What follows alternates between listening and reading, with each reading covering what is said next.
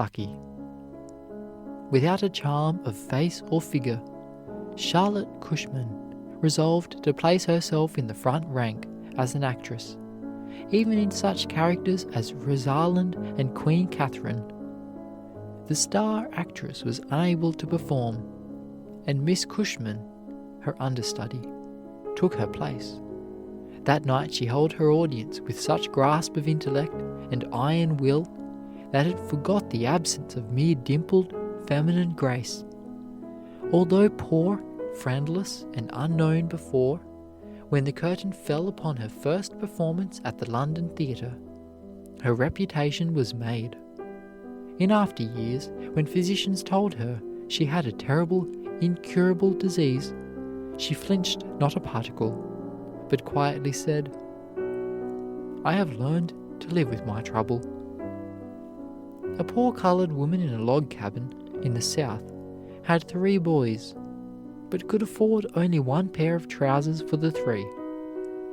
She was so anxious to give them an education that she sent them to school by turns. The teacher, a northern girl, noticed that each boy came to school only 1 day out of 3, and that all wore the same pantaloons. The poor mother educated her boys as best she could. One became a professor in a southern college, another a physician, and the third a clergyman. What a lesson for boys who plead "no chance" as an excuse for wasted lives.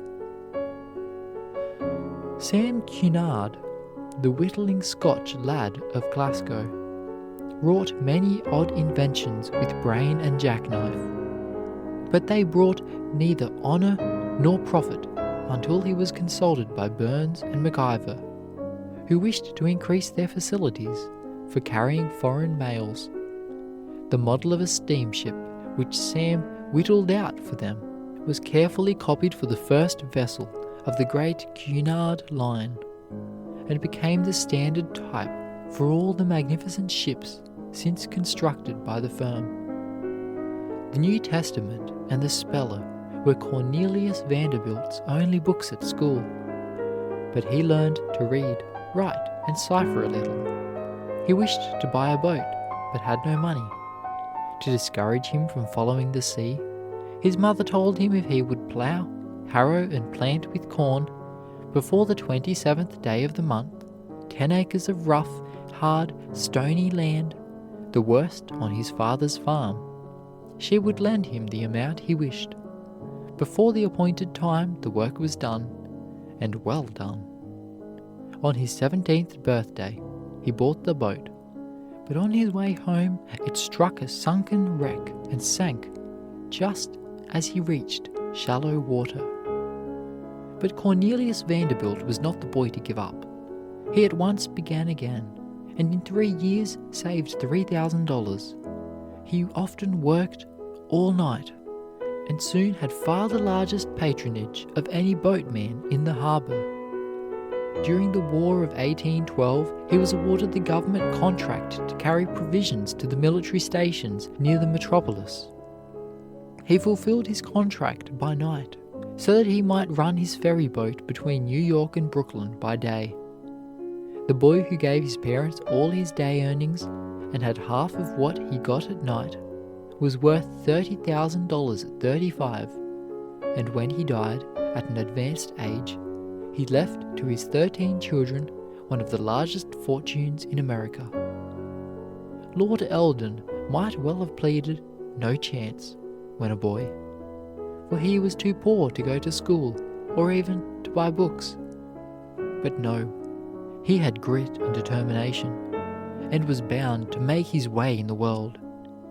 He rose at 4 o'clock in the morning and copied law books which he borrowed, the voluminous Coke upon Littleton, among others. He was so eager to study that sometimes he would keep it up until his brain refused to work, when he would tie a wet towel about his head to enable him to keep awake and to study. His first year's practice brought him but 9 shillings, yet he was bound not to give up.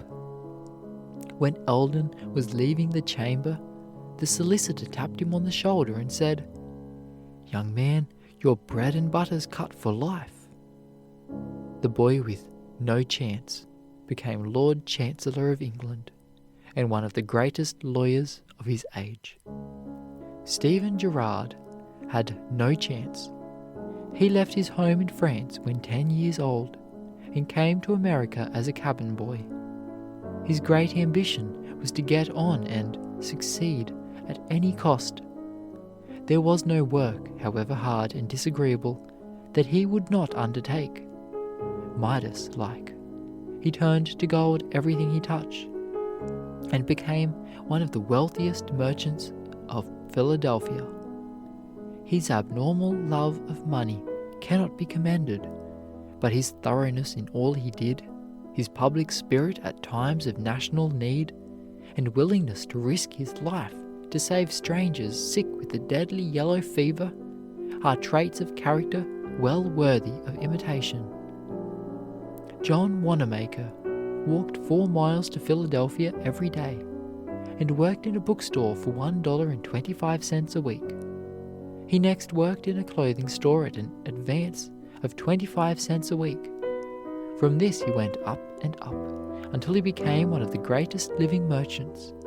He was appointed Postmaster General by President Harrison in 1889, and in that capacity showed great executive ability.